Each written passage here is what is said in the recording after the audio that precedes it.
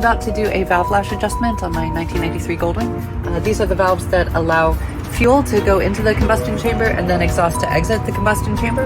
And if the camshaft here is what controls when your valves open, then the valve lash is what controls how far they open. So my quick and dirty method of getting these camshafts into position for the test is just to turn the crankshaft while I'm wiggling one of the rocker arms.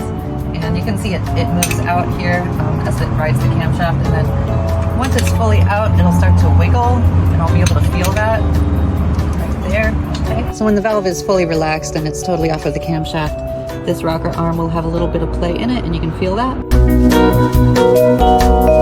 Quick and dirty shade tree method. If I can feel a little bit of wiggle on each one of these valves at some point on the crankshaft turn, that's good enough. Loose valves is the conservative position, meaning that the valve is going to be closed more than it's open. But if we want to be more precise, this gap right here should be 3 or 4 thou, I think, on most bikes. So to measure that, Honda is recommending 4 thou for the intake on this bike.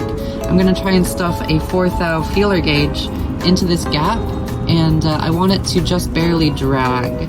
So it's not so tight that I can't move it, but it's not loose that it just like moves freely. So this one's actually fine right there. I'll go around and check the rest of these. So this valve is loose, which is fine, but if I want this valve to open fully and let in the most amount of fuel, I'm gonna crack this lock nut. I'm going to turn this tappet in a little bit, and then remeasure. And then I'm going to torque the lock nut, and then just double check. Perfect. And that's valves. Not very hard. Next I'll be showing how I tune my carburetors using homemade gauges.